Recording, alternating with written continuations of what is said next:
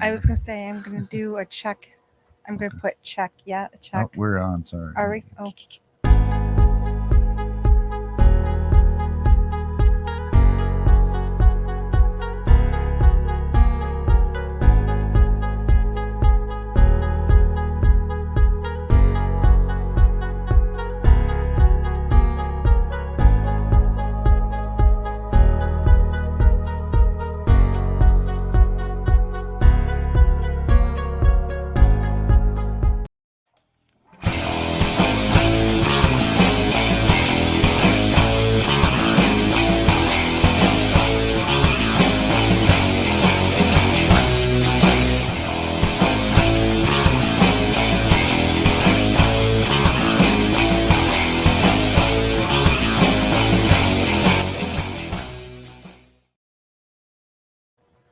Well, hello everybody.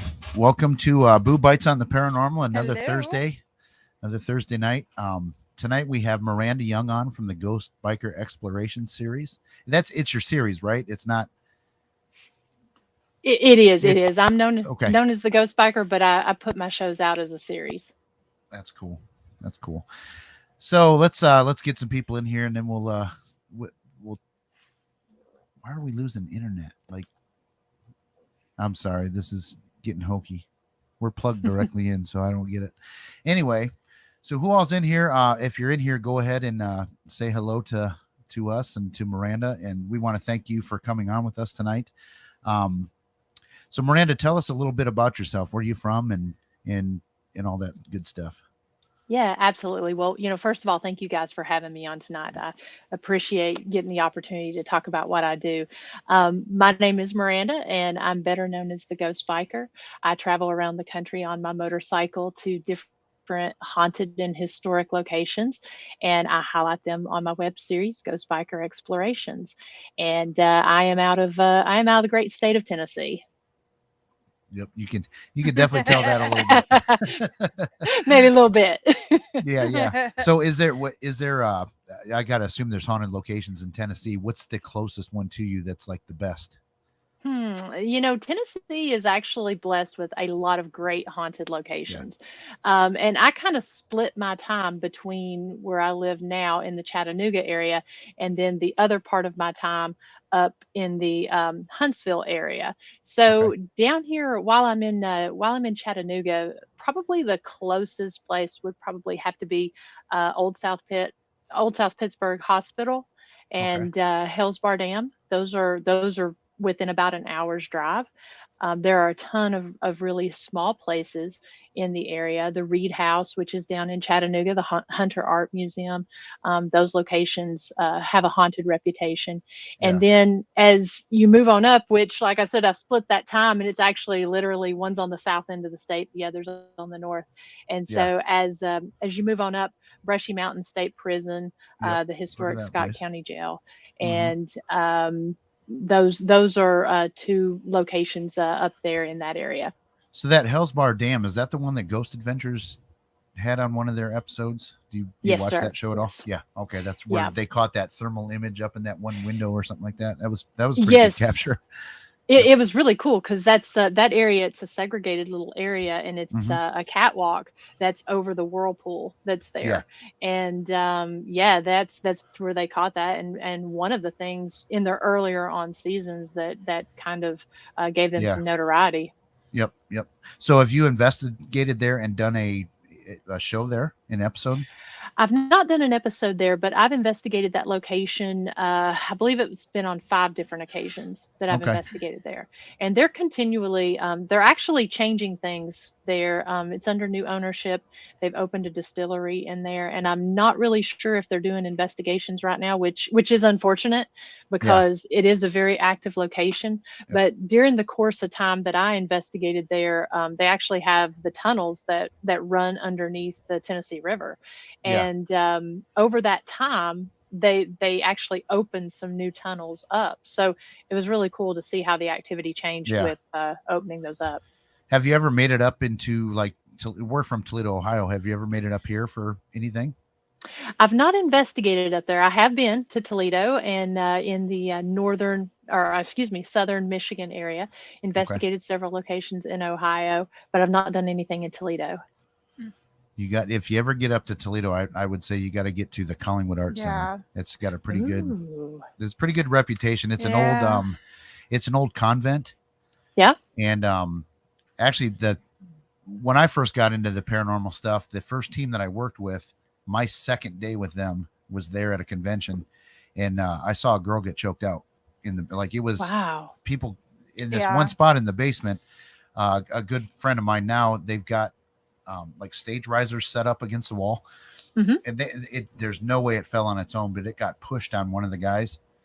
And it actually happened to two different people that day. Wow. So I know Mhm. the second time it was not an accident, because I checked how they were setting. You know what I'm Yeah. saying? And like, there's no Yeah. way that you could even kick that, bump it, nothing. So, Yeah. There's and been then a later lot on that that's day, happened there, Yep. though. Wow. yeah, Dana had some experiences there too. That, you know, we've all, there's a dark entity in that basement. It's It pretty sounds creepy. like a So crazy if you ever place get to up there, cut your teeth on. yeah, Yeah. yep.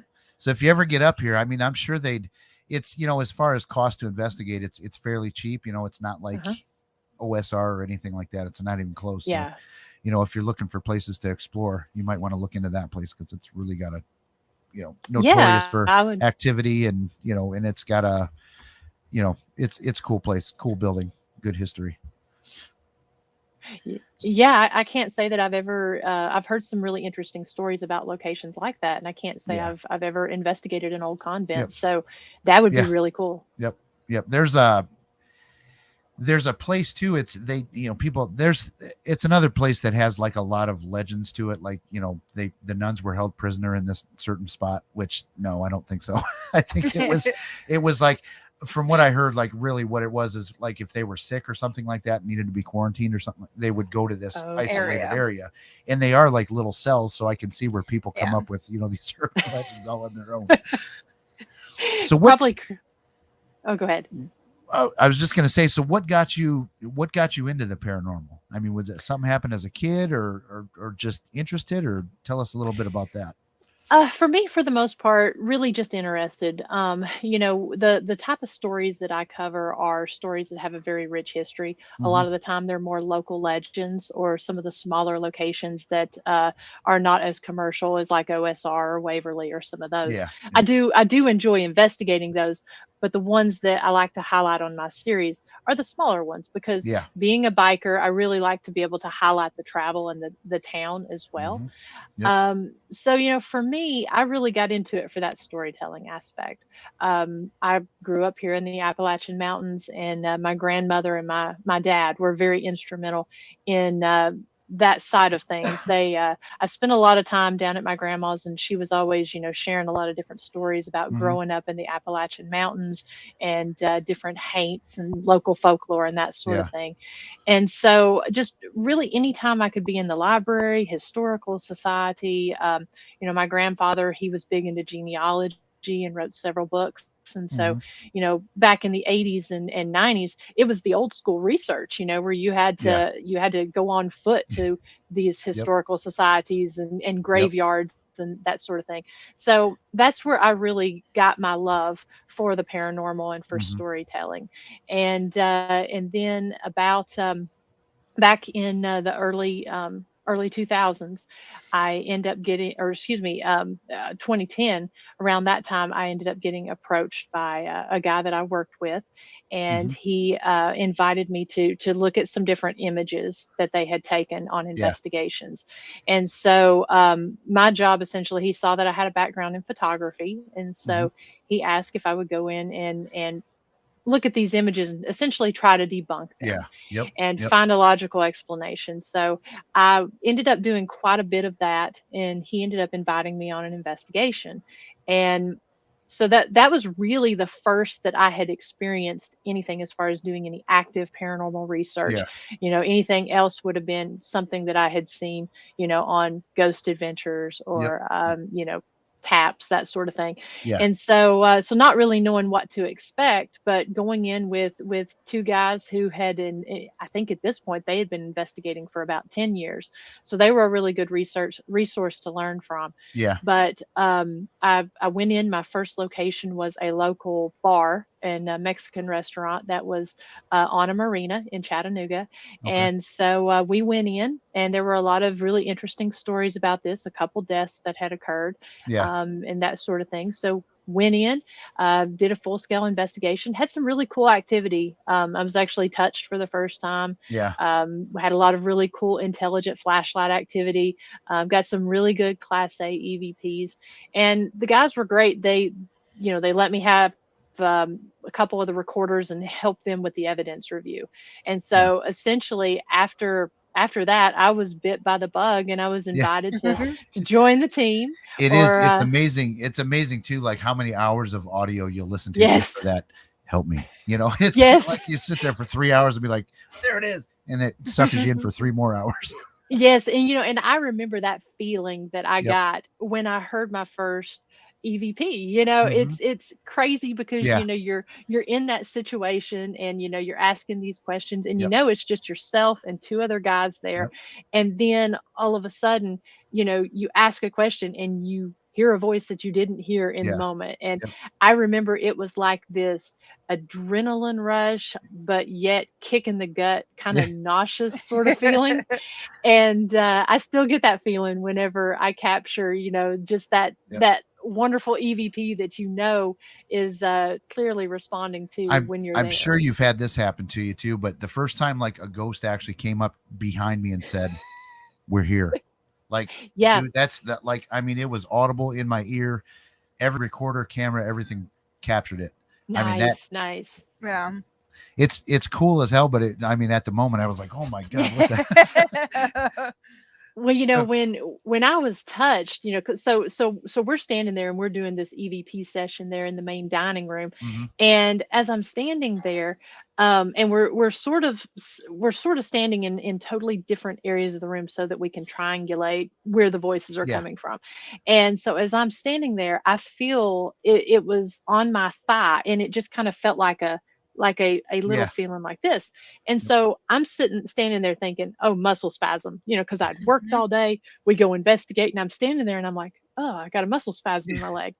I stand there and I don't really pay any attention to it. right, And it does it 3 times in a row of just boop, boop, boop, boop, boop, boop.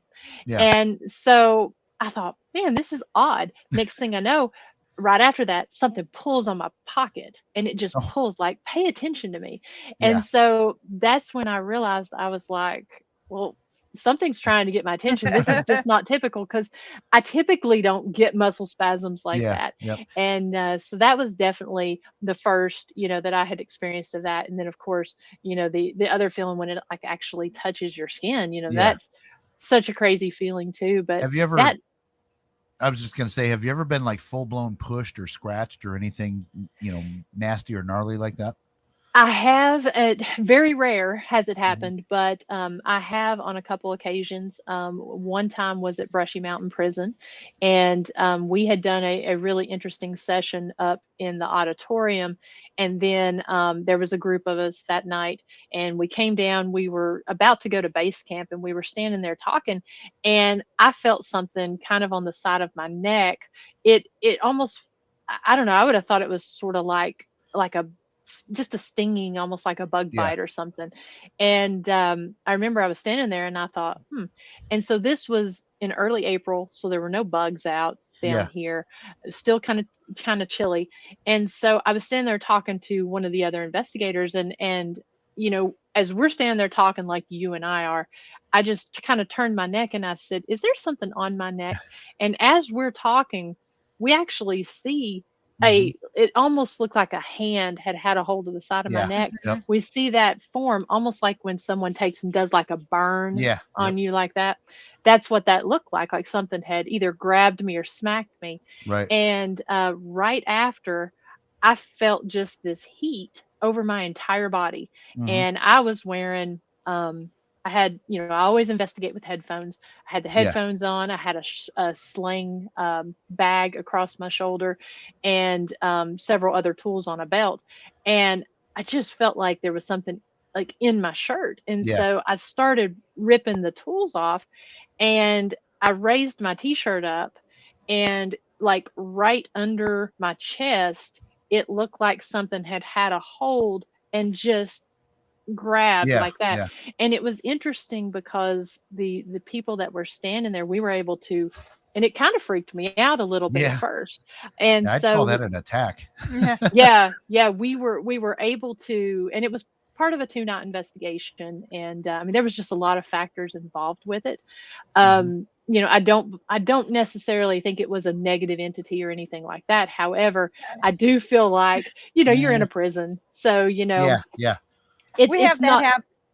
I would Yeah. say we have that happen here. We think there's something yeah. that Yep. it's not attached to him, but it's something Right. here, and Like a it doesn't traveler. like and it Something. doesn't like it when we like goof around, and I'll just be picking on him because then something usually ends up happening to me. So Yeah, she got. Mhm. There was one night we were just playing around, joking around and stuff, and then all of a sudden she's got 3 scratches on her chest. Oh, wow. Like, yeah, and it was like, I mean, and I didn't do it because I didn't touch her when we were, screwing around. yeah, It and was it wasn't our dogs or anything, right. and so so immediately we're like, I tell our friends, hey, what do you We had think? we had a question from a good friend of ours, Mhm. Adam, the Black Swamp Medium. He was Okay. asking, what's your favorite equipment that you like to use? I have a couple that I really like, but because I do travel on my motorcycle and Mhm. I have to really be Yeah, strategic limit. about how I'm packing. Yep. Yeah, I do have several kits that I do that kind of help with solo investigation. But I Yeah. always have this. It's like a military drop shoulder bag that I Yeah. Mhm. have, and in that I always have my dowsing rods and then my EDI plus box. I love to really keep an eye on the atmospheric changes and everything that's Mhm. going on. So that EDI plus box quickly became my favorite because you can keep track. You've got your K2 meter built into Mhm. it, so you can see the EMF Yeah. fluctuations. It's got the geofoam to show the vibrations.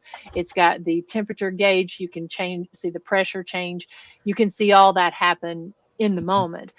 And I like to be able to, I always have that actively with me. So if I'm using flashlights, if I'm using an SLS, if I'm using any other type tool, I like to see if I can get changes. If a flashlight turns on to a question, that's great. But if a flashlight turns on and you have a temperature or Yep. pressure Yep. change, that's even better. Yeah. Double So documentation is always best. yes, yes, that's my favorite to do. Yep. And so my EDI plus box, and then the I really like the dowsing rods because, as you guys and most everybody in the chat room knows, we do experience a lot of battery drain, when we go to Mhm. these places. You Yep. don't have to worry about that with the dowsing rods. A lot of the spirits that we're communicating with, they're very familiar with the rods. So Mhm. it's not like you're having to ask them to touch something. When you Yeah. ask them to touch a light, if they're not familiar with a light, they may think Right. of it as a candle, or they may not Yep. communicate with it because they're uncomfortable with it. Mhm. So with the dowsing rods, they know the tools, and then it's also easy for them to either answer the questions or to point to different things. So that's really why I like those, and I've had a fair amount of success with It them. I think for definitely for seems that like a reason. it definitely seems like a low spirit energy type of interaction. I would think with dowsing rods, like it Yeah. doesn't take them a lot of energy to manipulate those because they move pretty easy. They do. They move easy. They're hard for the person who's, using them to control. And I like to Mhm. even take those experiments a little bit further and either couple it with a spirit box or put the noise canceling headphones on and the blindfold. Yep. And one of the experiments I like to do is, say for instance, if I'm at let's say the Lizzie Borden house, Yeah. um, I'll print out pictures of the different people who are at the location, Right. have another person put those in a different place, blindfold myself, and Mhm. then be able to ask questions and say, can you point to the picture of the person I'm speaking with? So it really takes that human element out Mhm. of the equation by trying to do that. So I like to take kind of your typical tools like that and try to add and combine if at all possible. We've got a couple really good Estes sessions. Mm. Actually, you were on with Joe and Jen last night from Hmm. 222 Paranormal, and we Yes. went to the Spaghetti Warehouse, which is in Toledo, and we did an Mm. Estes session with Joe. Yes. Mhm. It was 45 minutes of Yeah. nonstop answers. It just It seemed like was it I was remember him insane. 15. telling me about that. Yeah, Yeah, it was it Yeah. like was 50. It crazy. was Joe and I that did it, and it was like it seemed like it was only 15 minutes, and it was like when we got done, it was like 45 minutes. I was like, really? It was like it just seemed like we just got set up and did this, and but it was intense. Really intense. There's a video of it. It's on the Boo Productions Paranormal page. So I mean, if you get bored someday, check it out. It's Yeah, I I would love I to think see that because Joe was talking about Yeah. that after you all did it. He was talking about a really cool Estes It method was session. it was Yeah. crazy. Like it was seriously 45 minutes of, and I edited some of the non-happening time out just to Sure. shorten it a little bit. And so I mean, there's a lot of Yeah. relevant stuff there. And And like you that, said with, go ahead. I was like, that was the first time Joe and I had ever done Yeah. anything together. Those two investigate well together. It And was, so wow. we found that because we've done this before with one of the mediums on our team for TOGHS, and we have good success, but we've never had it go 40 like this with first time experience with somebody. So now Joe and I are like, we got to do this again sometime. well, and we learn it's Oh, you talk nice. about doing the historical thing, mixing that with the paranormal. Like I've learned more about history by doing paranormal than I ever did in history class. Yes. And it was because, like, okay, so for that place specifically, they came up with all these questions and answers, and it led me to like, oh my god, this could have been like a brothel daycare almost. Yeah. And so I Wow. looked it up, and sure enough, that building is sitting right in the middle of what used to be they called it the pork district or the tenderloin district in Toledo. It was all brothels, drugs, booze, all that stuff that you weren't supposed to do is right in the middle of it. So I mean, that very well could have been, the brothel daycare. Yeah, well, because the part of it is I kept felt like I was being surrounded by little children, like coming and wanting to like just come around me and wanting just to be cuddled and protected. Yeah. And then it just kind of kept coming across that there was like one mean person. Yep. Like they were scared to death of one person, and it was an adult. And I think we even got an EVP saying it's me. Yep. And we figured out that it's like a female figure that these kids were all terrified of. It was almost like there was a gatekeeper, like the nanny, and then the kids, and they were all scared of like the gatekeeper guy. Like, it was crazy. But Adam has a really good question again. So, are there any locations that you won't go back to again?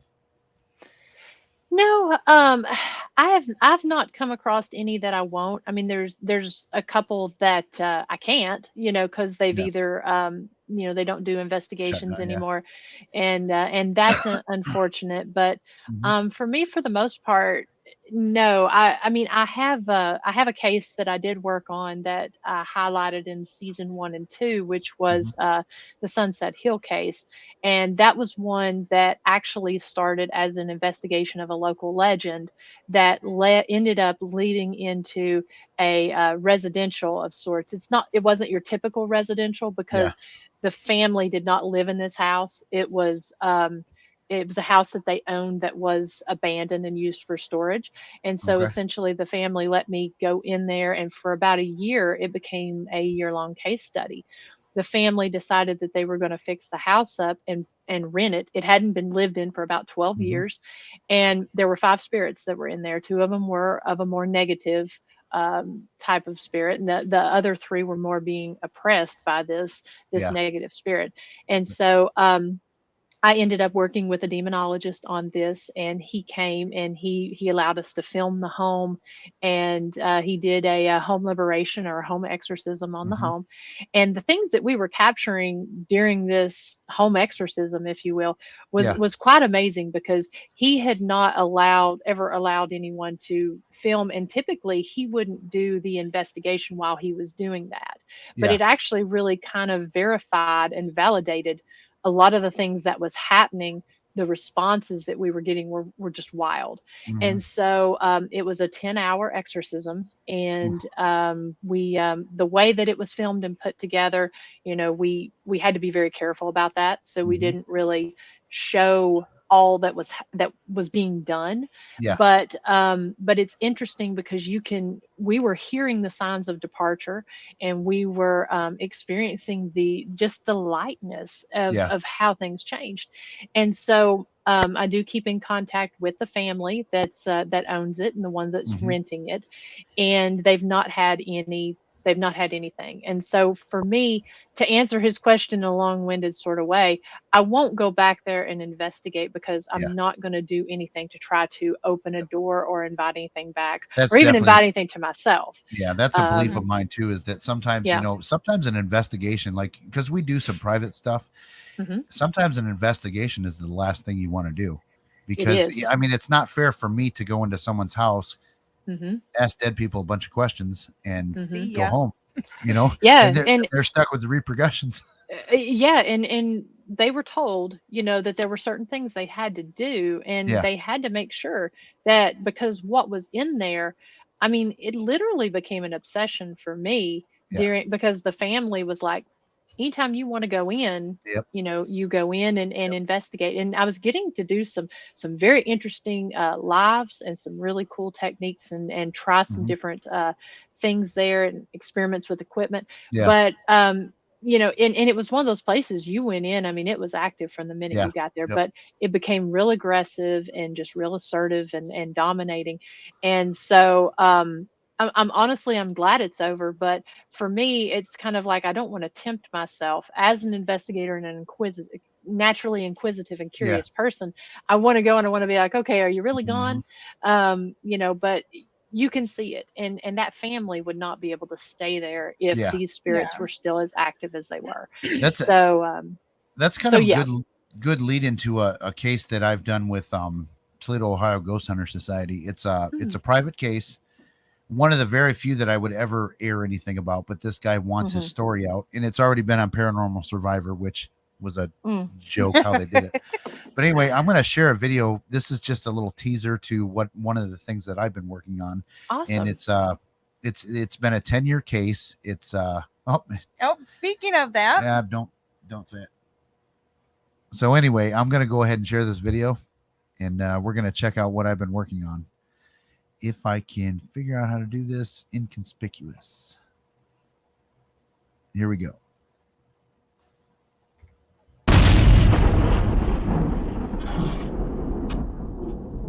I remember I turned around to Becky and the son of Scott Tooth. I said, one of them are going to die, and I'm not sure if it's going to be suicide or murder.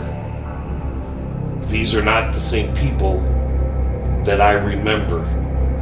Well, just as we're getting ready to, where everything gets finalized, when all the stamps get put on everything, she goes, I've got something to tell you. A young man last July committed suicide in the home. Molly and I remember we were like, what the hell? No way, we've got the Amityville house. It was like a joke. Usually they're preceded by loud crashes in the house. Justin, if that's you, I need a louder clunk. Maybe turn the light on or shut a piece of equipment off. You guys don't hear the ticking? There we go. Thanks a lot, guys. You got to fix your camera. It's out. Just let it go. We're rolling. This one? Yeah, it's there's something in here. I'll get it in a minute.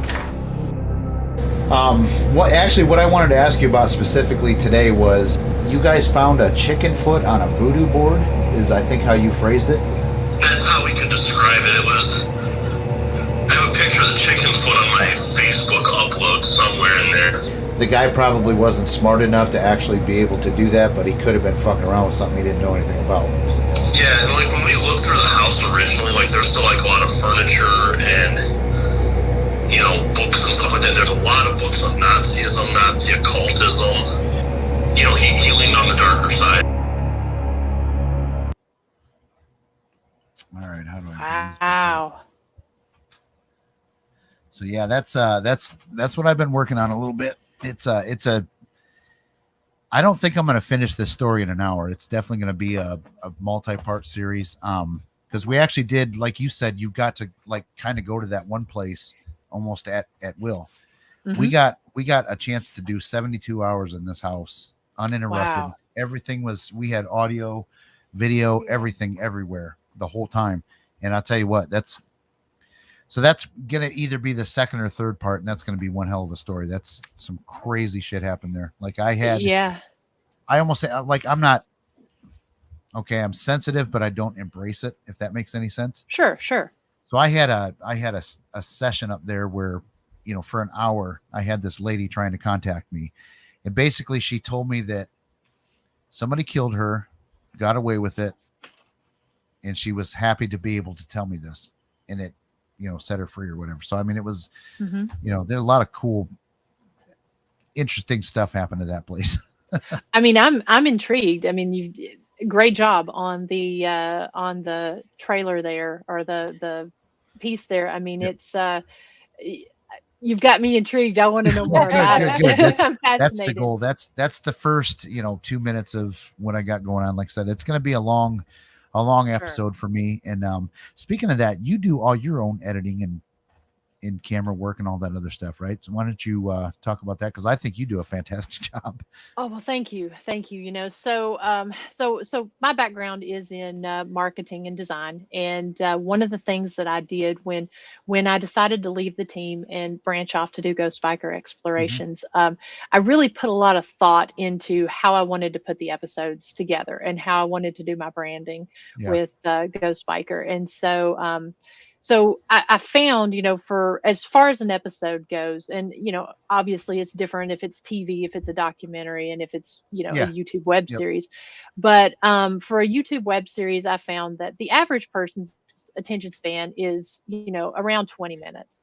And so it's really hard sometimes to condense if you're somewhere for days, it's even hard sometimes if you're there for 2 hours, to be able to condense it down. So I wanted to be able to cover the travel to the location, talking a little bit about some kind of interesting fact about the town, really covering the history. So probably that's the first one thing you do really good is you tell the story, like right in the beginning. Is it's awesome. Thank you. Yeah, I try to condense it down about it, no longer really than 10 minutes telling the story, and then I go into the investigation and the evidence. And I try to pick locations that essentially, if I don't get any paranormal activity, that there's at least an interesting enough story that people would find fascinating. Because, as you and everyone else knows, it's just because you don't get activity that time doesn't mean it's not haunted. Right. It's like fishing. They may just, exactly. They may just not want to speak with me. And so, so I really sat down, and my goal was to be about 20 minutes, but each episode kind of tends to go 20 to 40. And I wanted something where people could either, if they're sitting at work, or if they're like me and they don't really have a lot of time to sit down, they can, if they sit down to eat, they can really get through an episode and not have to stop and say, okay, I'll pick this up later. Because most people don't have the time to do that. So, and I really, I found that a lot of the folks that watch my show, they're not necessarily investigators. My demographics are bikers, history buffs, and paranormal enthusiasts, with paranormal enthusiasts being actually the smaller of the demographics. And so so I really structured it that when I release my episodes every October, that on Tuesday nights, a new episode will drop. And then on Thursdays, I spend that time doing a live. That way I can actually talk and kind of break down the tools, break down the techniques, and then also open it up to where people can ask questions and we can really interact together with myself. And if there's someone who owns the home. So so during the first 2 seasons, Josh Nyman, who is an amazing videographer and editor, he actually helped me get started with it. And he followed me around to the different locations, and we really worked together to build the brand and to get Ghost Biker where it is, and everything just really took off really quick. After the first season, I started doing events and Paracons, and I do a lot of Harley events. And then come 3rd season, of course, COVID hit and a lot of different things changed. And so I really changed my format for the third and fourth season.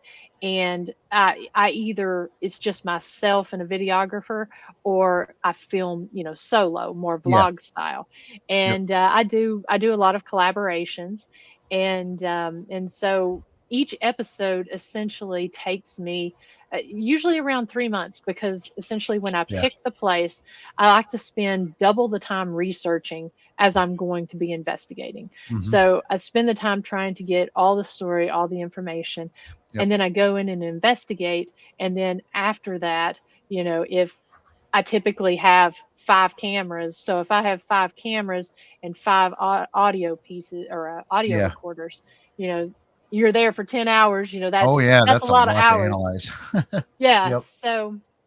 So I go through, I analyze all my own evidence, and Mhm. then put the episode together. So and you know how long editing takes. Oh my God. I'm quite the perfectionist. So just picking the music that goes with it, Oh yeah. picking the color correcting, and Yep. and and really I've and spent really still 12 just hours getting a just listening story. for one piece of music. It's like, Yes. there it is. It's finally there. I finally found it. And when you And know, actually, you know. I watched one of your episodes today. It was like it's a railroad town, and there was a hotel that they, Yes, the Grand God, Old what was it Lady. called? Yes, that was the one. But that music is Yeah. actually something that I found like a Oh, long time ago, and I've nice. been waiting to use it. Yes. Yep. Yep. Yeah, I just love that subtle, we really did a Mhm. creepy vibe in the first 2 seasons, Yeah. and then I really wanted to kind of open it up a little bit more, and not just a creepy vibe. Yeah. My goal has been trying to sort of take the paranormal from the subculture that it is and trying to make it more mainstream. And Mhm. so I've sort of tailored some of the episodes for in the last 2 seasons, from not being necessarily creepy to trying to show, that there's a true research and scientific Yeah. Yep. side to Yep. this. And so I kind of changed a little of my music, just a little bit, from Yeah. the more creepier to just a more melodic sort of feel. And yeah, I mean, it's just there's a lot to it, to try to my goal with this is to always to put the person in the situation with me. And Mhm. so really being able to pick the music, pick and tell that story to where it's a consistent story and not jumpy. Yeah. That can be a challenge to do in a short period of time. So Yep. i i, I've I I've appreciate your compliments. I've definitely had a rule, like I will never set a time for an episode or a a video that I put out. I will never say I'm going to put out 45 minutes of whatever, because Hmm. I've watched videos. It's like a 20-minute spirit box session unedited. Yeah. Like that's torture. It We actually is. got a question from I can't say this person's name. This person Azriana? started following us from we had Chris McKinnell on from the Warren Legacy Foundation Mhm. a few weeks ago. This is Boo. Yep, yeah, Hi, Boo Boo. like to jump in. So they're asking if you can help a family with their haunting, do you recommend, or I'm sorry, if you can't help a family, do you recommend other teams that can? Because like the show Dead Files, Mhm. it always seems like, man, they come in and they tell these people like, you've got 45 monsters and 72 demons and they all want to kill you and you better sell your house. Peace out. See you later. I mean, so what do you do like in that situation where you've got a family that's got some bad stuff going on and they need help? Yeah, so absolutely. I'm a big person in, or a big believer in, knowing when to say when, and Mhm. we all don't know it all. And so, and if you don't understand something, I feel like you're best to pass it on to someone who does. And Absolutely. so, the Sunset Hill case is an example of that. When I was with the team, so I've been away from the team for 4 years now, Mhm. and when I was with the team, it was kind of a different situation, because each person on the team sort of had their things they specialized in. Yeah. As far as myself, I don't do as many residentials now as I did when I was with the team. Yeah. I have to be quite selective about Mhm. that. And I definitely, anytime I do a residential, it's I I don't make videos out of that Right, because right. those are a different Mhm. different beast, Yeah. if you will. However, the Sunset Hill house is the perfect example of that, because after we had been going in there for a little over a year doing these experiments, that's when the owner, who is an elderly woman, she did come to us and she's like, okay. And we were sharing everything that we got with her Yeah. as we were getting it. Mhm. And she said, I'm to the point, I'm getting ready to remodel the house. I'm either just going to have to get rid of it or remodel it. I've got some family that's considering moving in. Now that you found all this stuff, can you get rid of it? Yeah. And so essentially, I don't cleanse houses. I don't remove spirits. Mhm. For me personally, my belief system, it's not something I'm qualified to do. Yeah. And so, I told her, when I was talking about this, I'd actually been at a convention down in Alabama, and the guy who I shared a table with was a demonologist. His name was Leon Wilkes. He was trained by Dave Considine, who was trained by Ed Warren. Okay. And and again, I'm not Catholic, so I Yeah. was not very familiar with the whole exorcism process. Right, right. And but he and I had become friends, and so I reached out to him, and I'm like, I would like for you to review my case, and Mhm. let me know your thoughts on this, because I can't I'm not even going to touch Yeah. this, but it's like, if you can't help, do you know someone who can? Yeah. And so he actually came up from South Georgia, and his partner from Central Florida. They actually came all the way up and worked on that. And like I said, I was not expecting to film.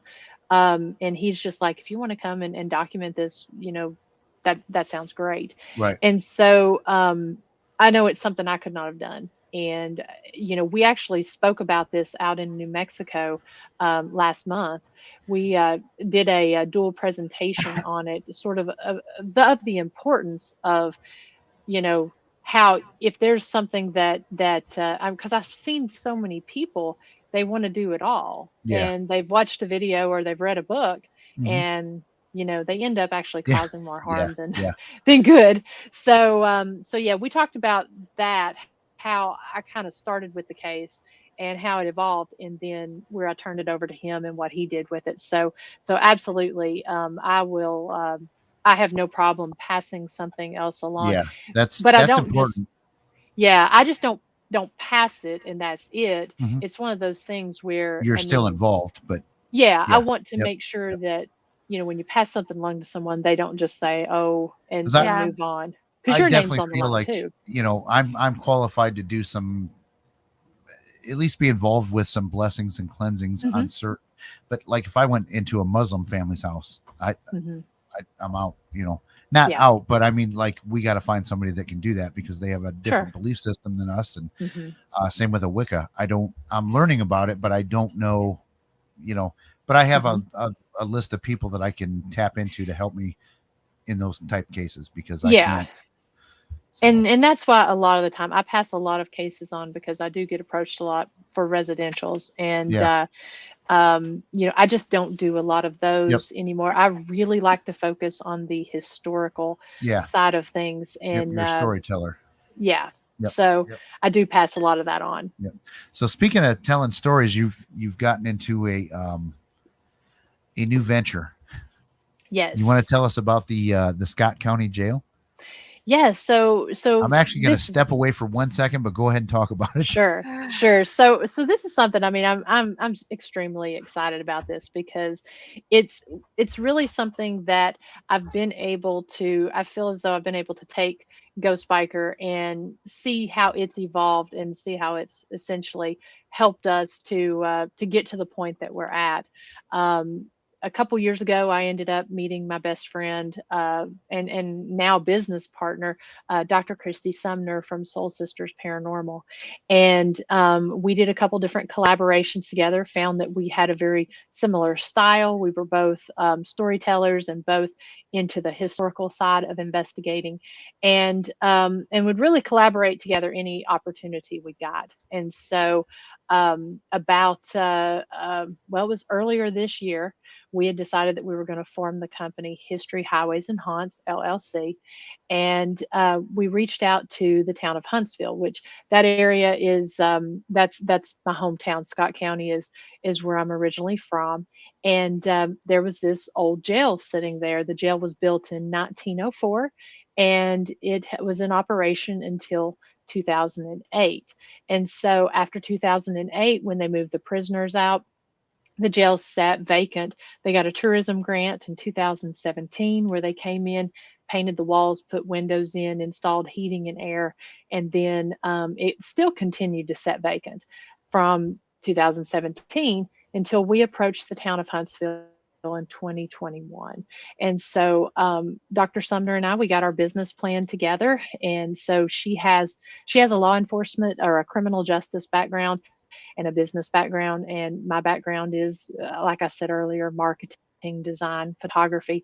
And we approached them with an idea to open this up as a location where that would give access to the community, but it's a museum that has local crime and punishment history from Scott County all through the jail, and then and so you can do that during the day, and then during the night you can go in and do paranormal investigations, paranormal research, that sort of thing. So we've officially been open for 10 weeks now, and we are we just opened up our 2022 schedule, as well as, getting a lot of different events to get paranormal investigators involved, as well as the local community.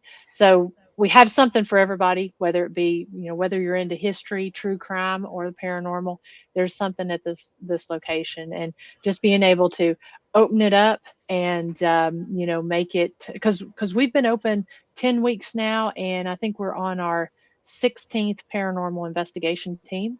So thought that was pretty good. People are getting a lot of cool evidence and a lot of cool pieces to the puzzle. We're able to fill in some history and put some stories together from some It's nice the way it's set up, because you can get younger children even involved, started at the beginning, like just coming during the day and getting that history and getting the little bug into the history and getting to know. And then as they get older, they can kind of expand into doing some of the learning about the paranormal part of it as well.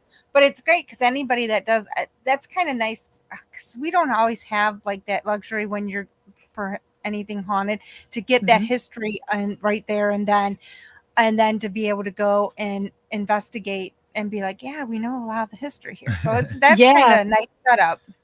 Yeah, it's really cool. And I mean, everything that's been done in there, she and I have done, minus the items that the community has either donated or put on loan to us. So it's 3 stories. The first story is our general museum area. The second floor are the trustee cells and the kitchen, and then the third floor is maximum security. And so we've got all these really cool items on the first floor, and we're working at building that up on the second floor, and just all the different newspaper articles and stories that we have, we've got them all over the walls. We're actually going to make an announcement probably next week about a really cool paranormal research piece. And I'm not going to say too much about it because we're going to do a full-scale announcement, but it's unlike anything that we've actually seen at a location that is true paranormal research, that we're going to be inviting paranormal investigators to come in and essentially participate. Have a lab. On this. Exactly. Dan and has we're a taking question. all the human. Yes. No, Dan had a question. Have any ex-inmates come to you with their personal experience that happened to them while they were serving time there? We've had ex-inmates. We've also had law enforcement officials who work there. We've had dispatch people that have worked there that have come to us with experiences they've had. And that's what's really cool about it is, we're actually hearing these stories from people who were in there when this was in operation and talking about, 2 stories that come to my mind right quick is we actually had an ex-jailer who had come in. He was there during the last administration. He said that he had gotten chased off the third floor by Yeah. a shadow figure. Hmm. And it was really interesting when he came back and did a tour, because I was standing behind him, and you could see the hair on his neck standing Yeah. up, because Yep. he was really very nervous about going up there. And then we also had a lady in dispatch, and then also a gentleman who was a jailer there as well, that had messaged us and said that it was nothing to hear the elevator going up and down on its own. They would hear sounds in the stairwell. There's 33 steps, and it's a very, very echoey stairwell, almost kind of like a lighthouse, if you will. Yeah. And they would hear people on the staircase all the time, and they would think, okay, someone's gotten out. So they would call emergency head count, and then come to find out everyone was where they were Nobody- supposed to be. Yep. So We- yeah, a lot of great activity there. Did you ever hear or know Ed Steele from Detroit, the historic 6th precinct? I didn't, but I've seen posts on Okay. on that. He It had is- that was a good Yeah, that location. was He actually cool. unfortunately passed away from COVID Aw. recently. So, but I mean, Is he it, was so is it not open anymore? not right now, but I'm hoping, just because he had so much passion for that location and trying to restore it and this and that, I hope someone takes over that project. It's because, just a lot of legal stuff, I think, right Yeah. now that they have to deal with. But they're hoping that they'll be able to take it over and continue what he was doing. Mhm. But even the stories from there and the history there, it's kind of the same thing Yeah, that you guys there's a lot of stories in jails. it's just, and like they have just to see what how he's restoring it, because it was Wow. vandalized, so he was trying to keep Mhm. some of like the artwork from the vandals in there, Mhm. as well as the old stuff in there. So I mean, it was Yes. a really interesting But they found history. the same thing. They found a lot of that old, artifacty stuff. Yeah. Like Mhm. there were prison records, Stuck charges in. stuck behind the desk. Like those people probably got set free Free. because they lost their papers. Probably. Cool things like that. They had a picture of, there was a riot across the street. And so they had pictures of the National Guards laying in the doorway with rifles, Yeah. trying to get Oh, a sniper wow. from the school. It was, Shelley's been there. It's a Yeah. crazy place, but like I said, I really hope someone takes over that project, because that was man. I've seen some pictures, and I've heard people speak Mhm. about that one, and I hate to hear that he passed away, Yeah. because Yeah, it was a you know, bad day. it's- He was a good Yeah. guy. He was, oh my God. Mm. If he was one of those people, like if you didn't like him, there's something wrong with you. You got issues, because he was just a jolly guy. He just a good guy. So Wow. Yep. Yeah, so we're really excited about a lot of the different things that we have planned with that, and Cool. really just trying to get the word out about it. And for me personally, I couldn't ask for a better business partner, and also I couldn't ask for a better job at this time, because being able to Yeah. really kind of take this dream that I had with Ghost Biker Explorations, and I'm a very introverted person, and this was something that I was really able to take it and grow Mhm. by teaching myself to step on camera, and be able to share these stories and feel confident with that, and just grow my video skills, and Yep. trying to really help with tourism and preservation, that sort of thing. And then to be able to see it, and from the contacts that I've made with Ghost Biker, and Yeah. to be able to go in and use that, to be able to actually open our own location, it's pretty cool. Because I started out that way too. I actually was on the way to become a civil engineer, and quit college like right towards the end, because it was time to take speech class. I was so deathly afraid of getting up in front of people to talk. I quit. So I'm a contractor now, but Wow. now I'm doing, live shows. We do, video stuff. We do Mhm. presentations at Owens for, so it's crazy how you can get rid of the introversion, I guess, from, Yeah. by doing paranormal stuff. Yeah, it's amazing if you just and if you just get that one little idea, and it's like, it's like always follow it and try to see it through, because you just never know where that road's gonna lead Yeah. you in the end. Yep. Because I had, so last night I spent, okay, that video that I showed, with the chicken Hmm. foot and the Ouija board and all that other crap. Hmm. I spent 2 hours making that, 30 seconds of film, if that. It was maybe 20. But you get that drive and it's just like, nope, that's not right. Yes. And then when it hits, it's like, that's the Hmm. one. So it's Yeah. crazy. So yep. So Yeah. It's what else do we need to talk about? Do you have anything else to promote? I mean, is there it Well, we just wrapped up season 4, or okay. in the process of wrapping up season 4. Typically, all the episodes would be wrapped up in October, but because I was starting this new business and Yep. traveling across the state every week, we had some delays in everything. So the season finale is still slated to come out. It's going to probably be a two-parter with a typical episode and followed with a live, Okay. and it was in the process of close to getting done, and then I ended up finding there's an author that's writing a book Okay. about the case that I'm going to be talking about, and so I'm consulting with him to get more information, because this guy is just a very brilliant historian, Yeah. and so I'm excited to be able to kind of include that. So I've sort of pushed the I don't want to rush the Yep. season When finale. it's So done, it's done, right? exactly. I'm hoping before Christmas, but Yep. I mean Christmas is fastly approaching, so Yep. it may be the first part of January. But Yep. we've got the season 4 finale. Folks can go back. They can catch up on season 4. On season 4, we did cover haunted homes. Every Hmm. episode that was in season 4 was a haunted house or haunted Yeah. home, and then just the past previous episode or previous seasons, they can watch that full Sunset Hill case, as well as any of the other different local legends and historical places that we highlight. I do have a live stream that I do every Thursday night.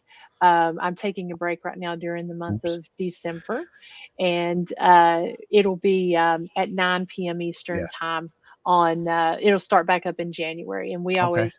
I call it Shop Talk Live from the Ghost Biker Oh, Garage. that'll be convenient because we can do our show. We Show. usually wrap ours up at About about 8:30. 8:30. Nice. So it's And then we go right Nice. into yours. Yep. Nice. Yeah, I need to have you guys come on, especially as you're getting close with your documentary you're doing, It's because gonna be a bit. I mean, there's seriously, like I said, there's a terabyte of video, audio, all that stuff to go over, and it's a 10-year story now. It Yeah. started. Wow. They were first called TOGHS was first called in um 2012, I think he Yeah. said. So it's approaching Wow. 10 years, and it's like, I guess if I imagine there was a point in time in this house where it literally was like the Amityville house. Mhm. Like they were, when Harold was saying in the video that like they were going to kill each other or kill themselves, like that's no bullshit. They were that bad. Yeah. I mean, Wow. there was a green atmosphere in the house.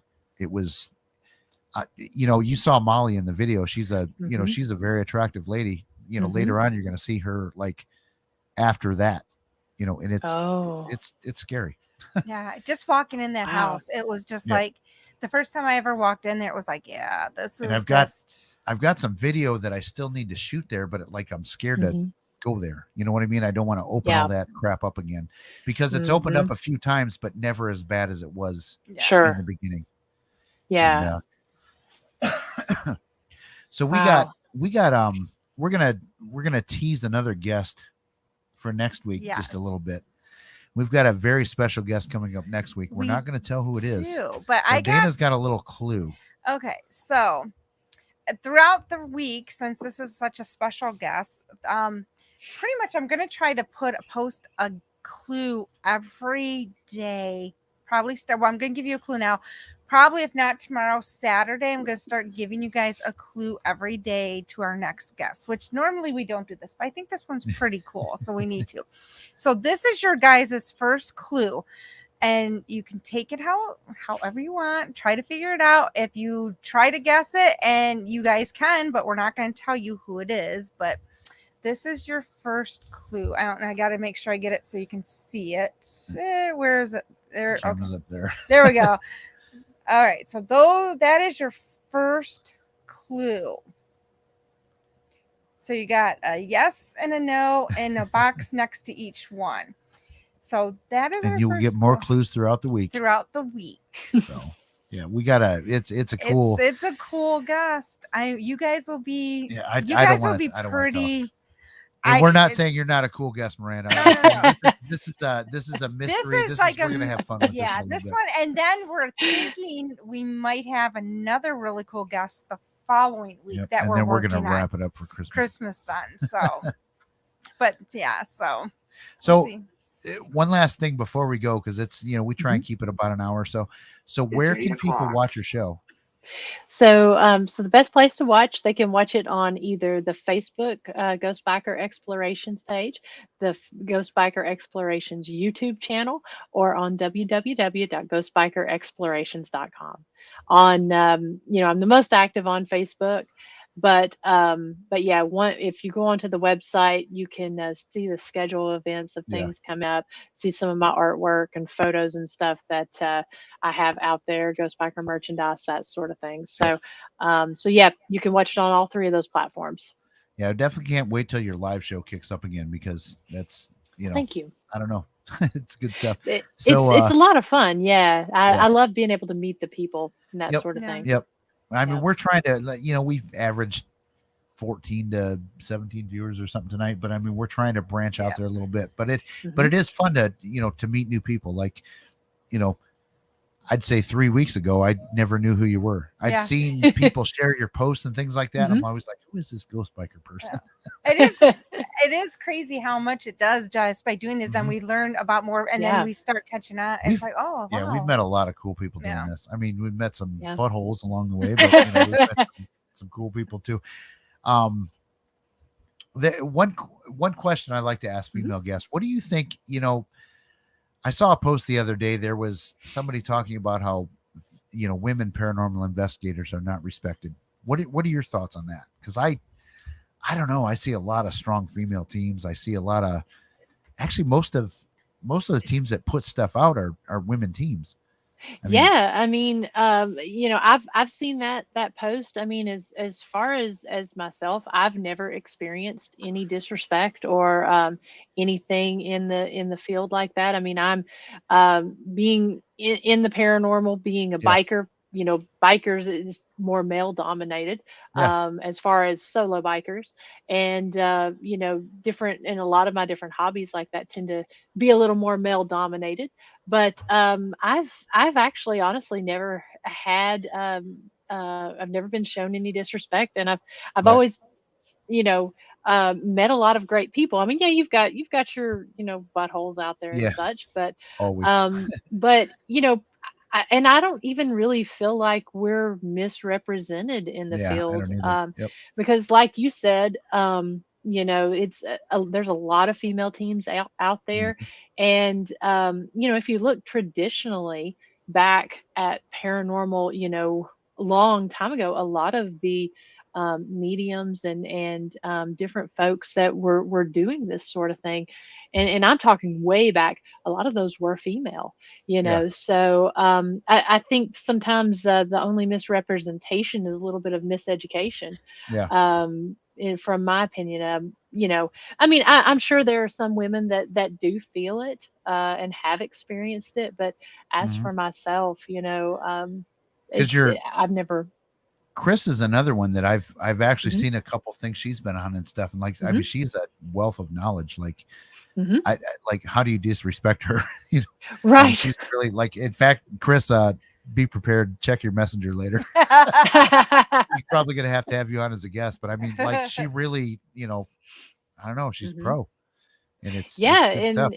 And that's what I always think. I mean, I think that most of the time, if there is any disrespect out there, I think a lot of times it may just be jealousy or, just not understanding, because the way I see it, if most people focused on what they were doing, on their end goal of trying to Mhm. get, what they're trying to accomplish done, they wouldn't really have time to really pay attention to the other stuff that's out Yeah, there. And there's some nastiness out there. I mean, there's a Yeah. ton up here in Toledo. yeah. It's ugly at points. I mean, you got people. I know people whose jobs have been called. People who have been like. I mean, it's stupid. It's ridiculous. I mean, it's That's I outrageous. I I mean, I back out of all that bull crap, but I mean, I've yeah. seen it happen, and it's ugly. There's Yeah. websites dedicated to tearing people down. It's sick. See, Toledo's not a good place for paranormal. there's a lot of investigators in Tennessee. Tennessee has Mhm. they have a lot of locations, and there are a lot of people, and Yeah. it's kind of a, it's interesting to see the regions, because I know you guys, and all the people in your region, Yeah. Mhm. and so it's the same way down here in the South, when you've got Tennessee, Georgia, Alabama, and Kentucky, Yeah. and throw in a little bit of North Carolina and Virginia there. But it truly is, paranormal is truly a regional thing, Mhm. and we all know each other. Even Yep. though it's a lot of people getting involved, it really is a small community. And so that's just what I always say. It's like, I mean, there are trolls out there, there's negativity out Yeah. there, Yep. but for myself, if I can't spread positivity, because I like to see people succeed, and Yeah. I like Same to here. see people doing things, and Mhm. that's my goal with my live stream that I do.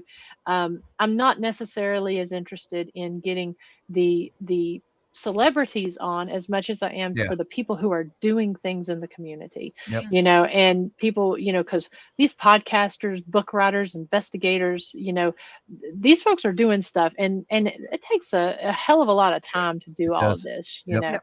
Yep. so I like to be able to open it up and, open my audience to a new group of people, Mhm. as well as opening their audience to me. And so, yeah, you just kind of have to ignore it, focus on the end game, and, you'll be successful if Yeah. that's what you do. Yep. So what? I simply ignore the haters. I don't investigate for popularity. I mean, that's the real reason. I mean, Pretty much. That's right. it's like I said earlier. It's like I have learned so much about history Mm-hmm. by being involved in the paranormal stuff. Like I Mm-hmm. mean, it's better than any history class I've ever taken. It's we're doing that mafia thing that Yep. and here again, and I can't talk about it because of the bullshit drama. Because if Yeah. I mention the place, it's going to be bad. I'm probably Mhm. going to get a message later from somebody that wants me to thank them for being their inspiration or some bullshit. Yeah. Yeah. It's an interesting It thing. is. It It is. it really is. Yep. And I've always said that, the paranormal, I'm like you. I've learned more history from that, but I really feel like people look at it and say the paranormal is the study of the dead, but honestly, through the paranormal, it's, for me, it's been more of a study of the living, and Yeah. how Yep. we act and interact with each Mhm. other by taking this. That's the study of the paranormal. You're really learning a whole lot about human culture and just how people really are. It's really I've crazy. learned a lot. Like I've definitely, I would probably say I've changed 60% of my views from what I had 5 years ago. Hmm. And it's a lot of things too. Is there is there is some negative in the paranormal field, Yeah. but there is a lot of, like, you learn about being positive, you learn about energy, Hmm. you learn about mediums and psychics and Hmm. sensitives, and it's like all that stuff does raise your vibe. I mean, it Mhm. It really really does. it does. It's We've like, because proven I that. never thought that way before. I never thought to go out Hmm. and step in the bare grass with my bare feet, like Yeah. in a spiritual sense, because Hmm. there's something to it. There's something taking There a river is. walk. It's Okay. there's a lot So to it. he's saying this. Uh-oh. He's I'm gonna saying get this, outed.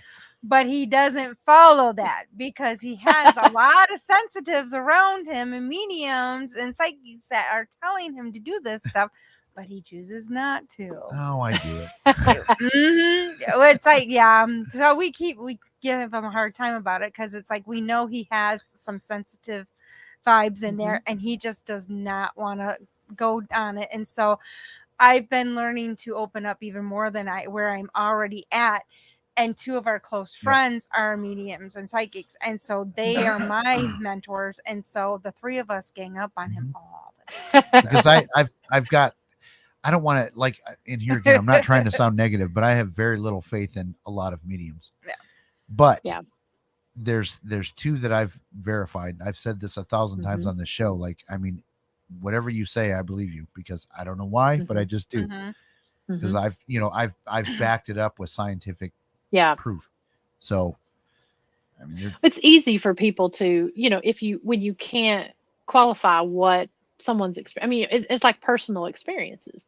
Those are so hard to document, unless you've got a temperature change or a touch. I mean, those are hard to document. It's the same way with mediumship and such. It's something. It's very easy for somebody that is not honest and not forthright. It's very easy for someone to say and to read body language and cues and do pre-research and stuff. It's an easy thing, but when you know and when you learn, because there are true mediums out there, and for sure, I'm like you. It's one of those things. It's kind of like, don't tell me, show me, sort of things. A but lot of times there is a faith element to it. You know what I mean? Like, I cannot scientifically prove to you that God exists, but it's every part of my being that he does. That's right. So that's right. And I think the paranormal's the same way in a lot of ways. It's, dude, I don't know what you got, but you got something, and I believe you.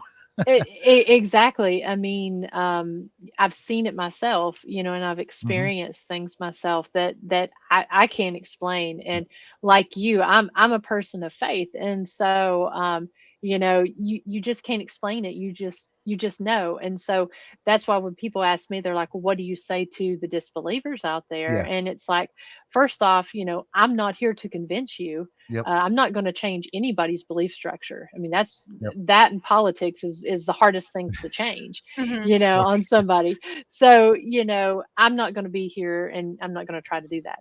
However, let me show you, keep an open mind. Let me show you what I've experienced and tell you about it. And then you be the judge for yourself. Essentially, I'll document and you decide. I did work for a lady that was an actual scientist for Bowling Green University up here, just south of Toledo.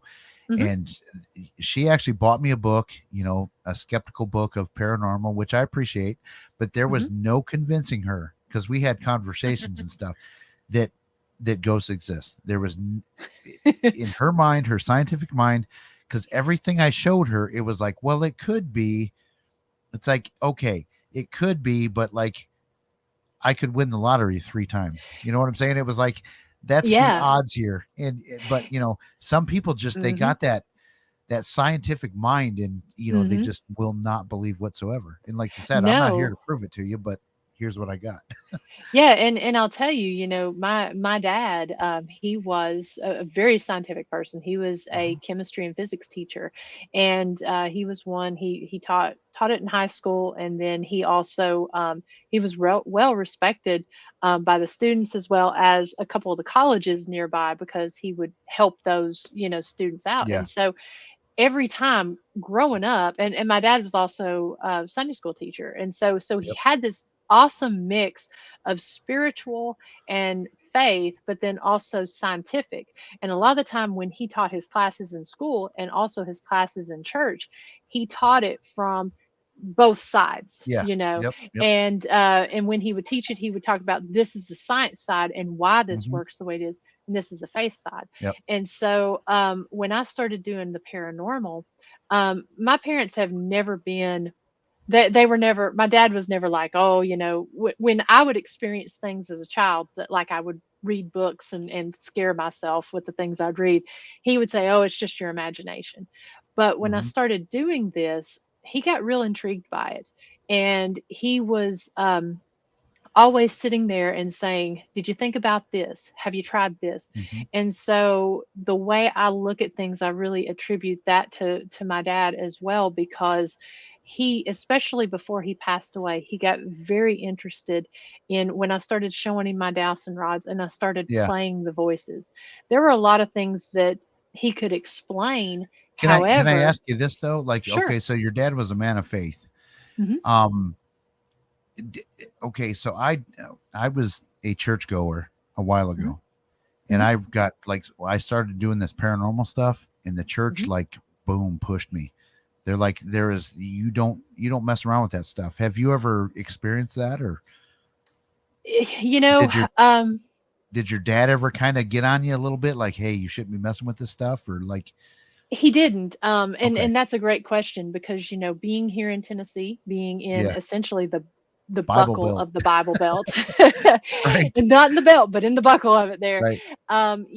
It's one of those things because I was in church every Sunday, and That for was me, too. the main thing was, I did not want anything that I was doing to reflect bad on my dad or my Yeah. mom. Yep. So that's something that was very important to me. Yep. But no, he never did. There was a couple lessons that came up in the church that talked about it was some of the verses about consulting mediums and that sort of thing. The verses I'm talking Oh about. yeah. Yep. But no, my family and the folks at my church, they know my approach, and Right. I'm very transparent about that. And so Mm-hmm. if anything, the the the paranormal and getting in and doing the research has actually really strengthened my faith. Yeah. We all have different theories on the things that we're Mm-hmm. experiencing when it comes to the paranormal, whether it is the person's soul, whether it's energy, whether it's a Yep. time slip. There are a ton of different theories out there. But for me, this has really strengthened my belief system in an afterlife. And honestly, my dad was probably one of my biggest fans about it because he knew Mm-hmm. what I was doing. And honestly, I think he was really quite fascinated by the fact of the way I would combine my religious beliefs as Yep. well as the scientific nature of things and really look at it in that way. And I think it really caused him to maybe want to ask more questions Yep. because he was often telling me my grandmother's house that I would go to was right next door. And so she had passed away back in the early 2000s. And when I started doing this and started getting things, my dad was like, "You ought to go down and investigate your grandma's house." And he kind of Yep. really kept on me about that. And so he was constantly talking about it and asking questions. So I Yep. think that, and I don't know if he didn't have that scientific background, I don't Mm-hmm. know if he would have been as interested, but he was really fascinated, and he kind of got to the point he just he's like, I know there are things that I have my faith, and there are things that I don't understand, but that's faith. You don't And understand, you just believe. that's kind of the conclusion I came to too, because I definitely Hmm. felt convicted for a while, like, Hmm. I shouldn't be playing around with this stuff. But then I Hmm. got to thinking, you know what? I think it's a good thing to have a Christian perspective Yeah. in the paranormal world, and I'm definitely open minded. But like, Hmm. there are certain aspects that I definitely have conflicts with, Sure. and like, and, and do I want them to go help people out, or do I want to do it myself with my beliefs? I mean, that's Hmm. kind of how I guess And justify it.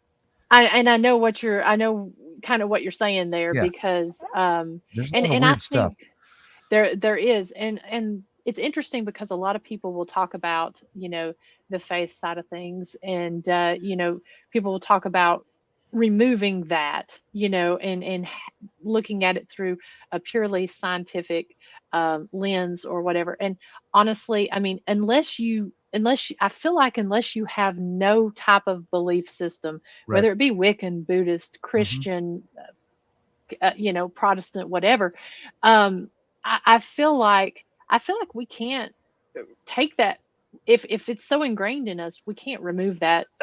Right. Like, I cannot. Yeah. My faith is part of me. Like I said, like, it's Hmm. there. I can't.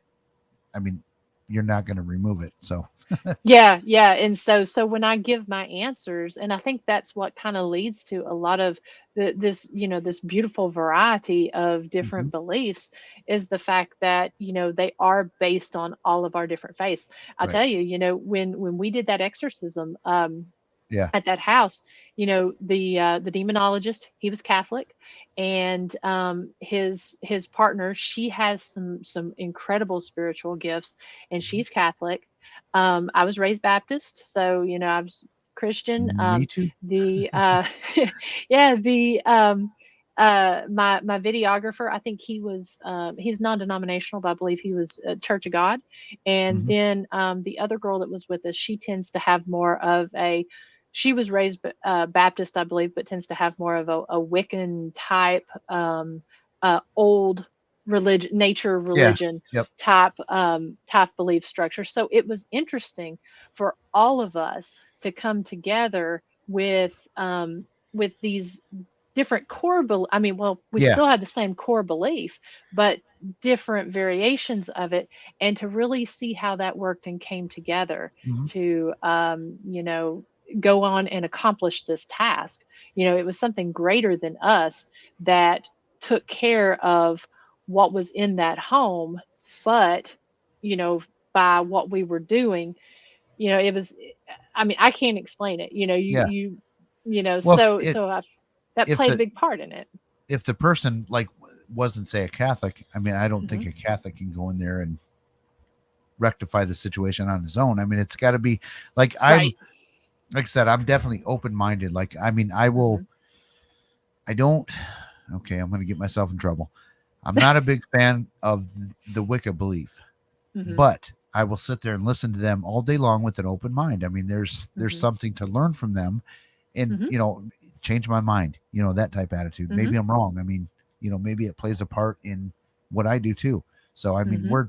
we're definitely open minded as far as Yeah. to all And I think you topics. have to be. You have Yeah, to be for to sure. be in, Because you or you come yeah. across a lot of weird people in this field. And if you're A not lot open of minded and judgmental, you're gonna be like, oh my God, what the hell am I doing? Yeah, a lot of differences. And then just some of the stuff that we experience, Yeah. on a daily basis. Yep. It's really incredible. And I'm always interested to hear because, you know, I've encountered a lot of different religious beliefs, Yeah. and non-religious beliefs. Mhm. But to me, for my paranormal journey, I always hate to refer to it as that, but that's what it is. Mhm. For my personal paranormal journey, it's that my faith plays a big part in Yeah. that, and it plays a big part in why I got involved with Mhm. it. And Well, so, and it has to too, because like I said, I mean, you can run around a house like to do a cleansing or a blessing. Mhm. I mean, I know people that do it. They just burn the sage, blah blah blah, Mhm. but it's not the sage. It's No. the belief behind it that Mhm. helps people, and that's a very It's the important part. belief, the intention. It's like some of these other divination type tools with Yeah. the Ouija board, the pendulum, Yep. the dowsing rods.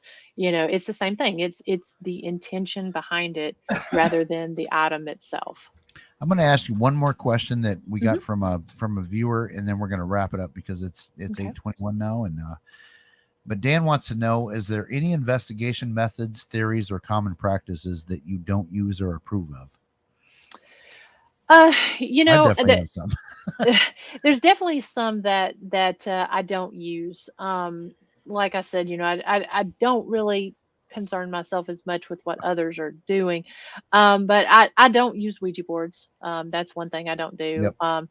Like I just said, I mean, it's to me, it's not necessarily the board, but it's the intention behind it. And I just anything that's got a negative connotation, anything that can open up and bring something that's not natural to that particular Right. you know location. I just don't want to tarnish the location with I that. learned that. I learned last night that there's a okay. I watched Chris McKinnell's show, Hmm. the Warren Legacy Foundation, and people actually like this was a question from one of their directors, and people actually believe that you can summon a demon to cleanse a house, like an actual demon. Like, Wow. I'm like, I never heard of that in my life before. No way. Like, how do you It's like summon a cleansing demon by to fire. cleanse your, yeah, cleanse by fire, but look out because you got 20 times worse the problem you had to begin with. Yeah, I you're mean, going to summon something that's just to. dumb shit. I think when you get into summoning things, Yeah, I agree. yeah, and that's the other thing, summoning, conjuring. Yep. I don't do that. I mean, for Right. me, to answer that question, I mean, I try to really stick with communication. I do use different tools to aid in that communication. But for me, if I can go in and just do a good solid EVP session with a few tools set up, Yeah. capture some disembodied voices or Yep. some EVPs out of the air, or something on the spirit box, Right. that's for me. I'm just really not going in for, to Yep. Yep. Yep. to try So to I think bring that's something on. that's probably a good point. We could definitely get into a lot more stuff. I mean, I'd love to have you on again, maybe, after the Absolutely. new year sometime again. And Chris Sumner, if you're still watching, be prepared. Check your inbox. So here again, I'm at that awkward. How do we end this? He'll eventually figure it out. You're trying to say the Southern goodbye there. I We just like, should we hug or I mean, all right, Well, everybody. Well- actually, maybe we'll get Boo where she'll actually sit up here and she'll just say bark for Yeah. us, but there she you doesn't do go. it. But Well- no, this Oh, one's that's Bubba. Styles back here. Aw. Well, Yeah, I Boo. would like to just again thank you guys and thank everyone in the chat room. You guys have had some great Yep. questions, and I love getting into the deep topics like that as well. It's always interesting to get the other perspectives and in a respectful manner, talking Right, back and forth. right. That's I love that. So thank you guys, and again thank you all in the chat No, room. thank you for coming on because Yes, thank you. everybody go check her stuff out. I mean, good episodes. It's good film quality, Thank good you. all around content, historical stuff. I mean, it's just great. So thank you all for watching. And we're going to end this now in an awkward way. Thank you all.